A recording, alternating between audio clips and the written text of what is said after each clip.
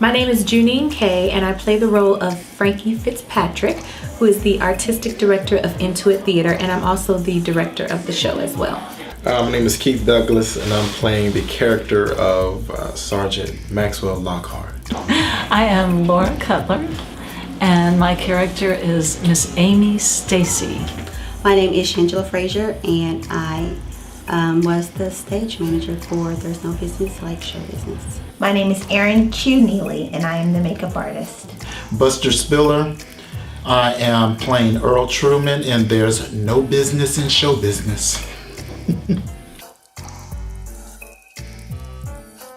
I used to intern for Teresa a couple years ago, and now that I'm working in the makeup field, we talked about working on a couple projects together, and she mentioned this one, so I came on in to meet with the director, and we came up with the different concepts that we loved and just decided to go ahead and start working together on this show.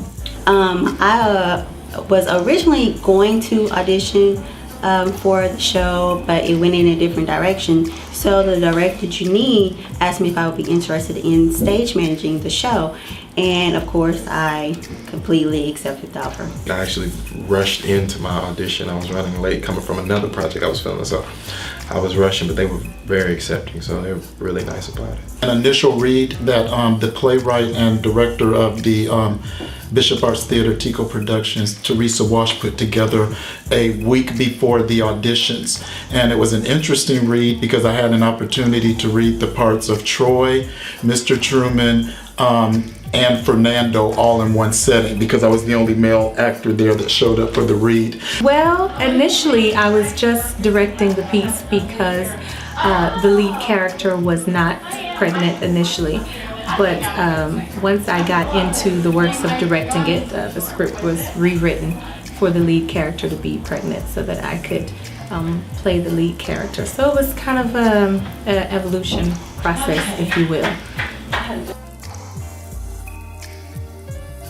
Learning my lines because I was in another play. That actually was the biggest because transforming like I'm doing, I'm actually much younger than Mr. Truman. So that was easy. It was really just learning the lines because I was in the other play, but it all worked out in the end. I think the audience loves Truman. Mr. Truman, yes, he took the longest. He's got, we had to gray his hair, give him a couple fine lines and a couple little dark circles around the eyes. He plays a much older character than he actually is. I just, I took my time to really develop this character. I watched a few policemen and security guys to make sure that I was getting the right mannerisms and stuff like that, and make sure that my characterization was correct as well too. So I mean, it feels good though. I mean, but it's a great cast, so it make it real easy, and they challenge me too. So actually, I've had quite a bit of experience acting and directing as well. And I've become accustomed to the process. It is a lot, very challenging to do both of them, but it builds character, I would say. My favorite would have to be the office scene with Earl and Fernando. I just love their little exchange, and it's a little comical, and you just never know what they're gonna say or how the audience is gonna react. So I think that's probably was my favorite part of the show. I have a lot of favorites, but I think that would have to be if I had to name one. That scene with sharing with her why I did not like this man and letting my biases show, that was just a blast. That is the best scene for me. It's so funny. This is actually one of my first plays that I've done that I have choreographed dancing. So we do a tango and stuff like that, and it's awesome. It's awesome. The highlight of the show, if you will, or the sauciest moment, I totally made that word up, would be the tango scene with Maxwell and Frankie Fitzpatrick. That's the one that everybody seems to leave talking about. So I would say that that's one of the good ones in the show.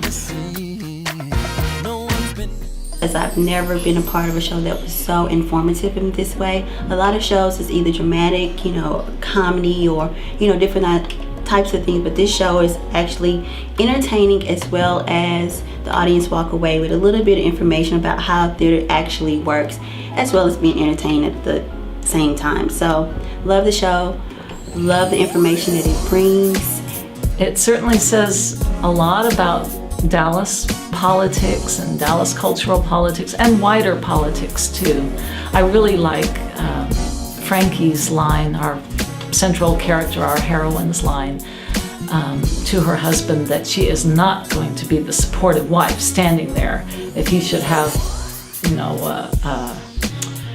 a scandal break out, that she is not going to play that role. I like that very much. As an audience member, when you're going into theater, you want to see different characters. So like I referenced, you had me, the older homophobic guy, you had an openly gay guy, you had a straight-laced arts administrator, which I understand because I'm also one.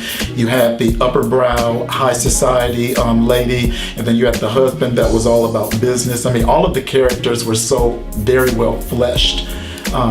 So, I mean, that's it. I mean, I love the writing, love the characters. The audience response has been great.